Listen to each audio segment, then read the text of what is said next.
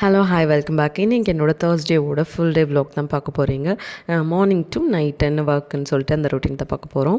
காலைல எழுந்திரிச்சோடனே எப்போயுமே பால் காய்ச்சறது தான் ஃபஸ்ட்டு வேலையாக இருக்கும் எல்லாத்துக்குமே. எனக்கும் அப்படி தான், பால் காய்ச்சறது தான் ஃபஸ்ட்டு வேலை. ஸோ பாலை காய்ச்சிட்டு அதுக்கப்புறமா குக்கரில் பருப்பு வேக வைக்கலாம் அப்படின்னு சொல்லிட்டு குக்கரை வந்து நல்லா டைட் பண்ணிட்டு தான் நான் எப்போவுமே யூஸ் பண்ணுவேன். அந்த ஸ்க்ரூ சில நேரம் லூஸாக இருக்கும். அதனால பருப்பை போட்டுட்டு அது கூடயே 4 பல் பூண்டு, கொஞ்சம் மஞ்சள் தூள் போட்டு தேவையான தண்ணியை ஆட் பண்ணிவிட்டு குக்கரை வந்து அடுப்பில் வச்சு விசிலுக்கு விட்டுறலாம். அதுக்கடுத்து சாப்பாட்டுக்கு வந்து இன்றைக்கி எனக்கும் அச்சுக்கும் மட்டும்தான் இன்றைக்கி வந்து லஞ்ச். ஏன்னா ஹஸ்பண்டுக்கு வந்துட்டு இன்றைக்கி ஸ்கூலில் மேட்ச் இருக்கனால ஸோ அவங்க வந்து அங்கேயே அரேஞ்ச் பண்ணிக்கிறேன் அப்படின்னு சொல்லிட்டாங்க.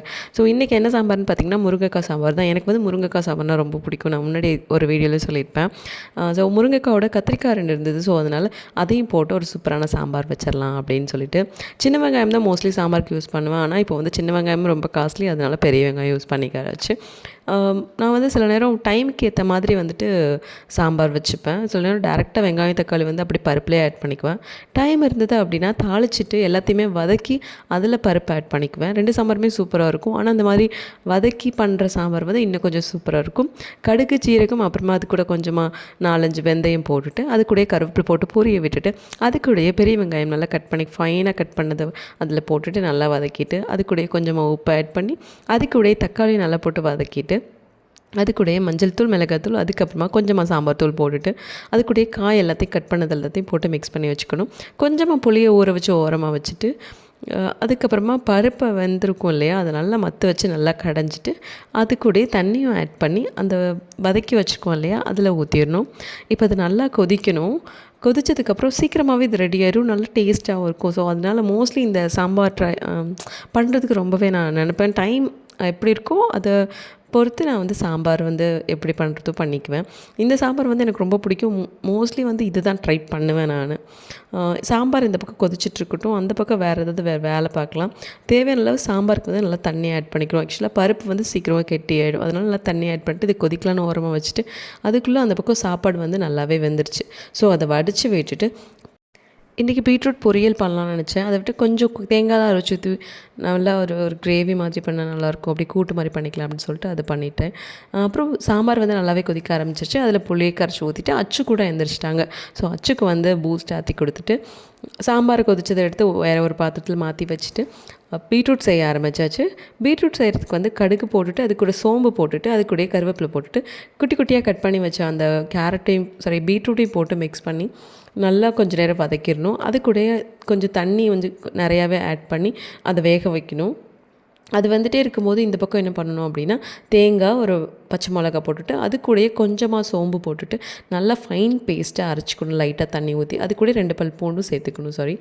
எல்லாத்தையும் போட்டு அரைச்சிட்டு அந்த வெந்துடும் இல்லையா, அந்த தண்ணியெல்லாம் அப்சர்வ் பண்ண அந்த பீட்ரூட் இருக்கும்ல அதில் வந்து ஆட் பண்ணிக்கணும். ரொம்பவே டேஸ்ட்டாக சூப்பராக இருக்கும். இதில் வந்து காரம் அப்புறமா லைட்டாக சால்ட்டி எல்லாமே சேர்ந்துருக்கும்.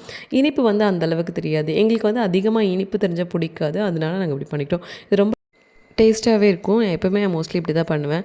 மாவு வந்து நேற்று மதியமே ஆட்டி வச்சேன். அது புளிக்கிறதுக்கு வந்து ஒரு நாள் ஃபுல்லாகிடுச்சு. ஸோ காலையில் தான் வந்துட்டு அதை எடுத்து வச்சேன். அச்சுக்கு வந்து அந்த மாவுலேயே கொஞ்சமாக தோசை ஊற்றி கொடுத்தாச்சு. கூடவே வந்து சாம்பாரே வச்சு அட்ஜஸ்ட் பண்ணி கொடுத்துட்டேன். ஈவினிங் ஸ்கூல் முடிஞ்சு வந்தாச்சு. நல்லா குளித்து ஃப்ரெஷ் ஆகிட்டு உடனே பாலெல்லாம் அடுப்பில் வச்சு சூடு பண்ண ஆரம்பிச்சிட்டேன். ஏன்னா காலையில் காய்ச்சின பால் ஃப்ரிட்ஜில் வச்சு குடித்தா எனக்கு பிடிக்காது. ஸோ அதனால் பாலை வெளியில் தான் வச்சுட்டு போவேன். ஸோ வந்த உடனே குளித்து முடிச்சுட்டு ஃபஸ்ட் வேலையை பாலை சூடு பண்ணிவிட்டு அது கூட சாம்பாரையும் சூடு பண்ணியாச்சு. பாத்திரம் எல்லாம் காலையில் விலைக்கு வச்சு கொஞ்சம் பாத்திரம் இருக்கும் இல்லையா, அதெல்லாம் வந்துட்டு ட்ரையாக இருந்தது. ஸோ அதனால் தொடச்ச பாத்திரத்தை எல்லாம் அடுக்க ஆரம்பித்தாச்சு. ஏன்னா அதுக்கப்புறம் பாத்திரம் விளக்கும் போது தண்ணி எல்லாம் பட்டு அதில் டாட்டாக இருக்கும் அப்படின்னு சொல்லிட்டு டக்குன்னு எல்லாத்தையுமே எடுத்து வச்சிட்டேன். அதுக்குள்ளே பால் வந்து கொதிச்சிருச்சு. அச்சுக்கு வந்து பூஸ்ட்டும் எனக்கு வந்து விமன்ஸ் ஹார்லிக்ஸும் போட்டு குடித்தோம். அதுக்கப்புறமா பார்த்திங்கன்னா பாத்திரம் கொஞ்சம் இருந்தது. ஸோ அது ஃபுல்லாத்தையும் உடனே விளக்கிடலாம் அப்படின்னு சொல்லிட்டு கையோடு அந்த வேலையும் முடிச்சிட்டேன். அதுக்கப்புறம் சிங்க் ஃபுல்லாமே க்ளீன் பண்ணிட்டேன். ஏன்னா இன்றைக்கி வந்துட்டு அந்த விளக்கெல்லாம் விளக்கணும் நாளைக்கு வெள்ளிக்கிழமைனால.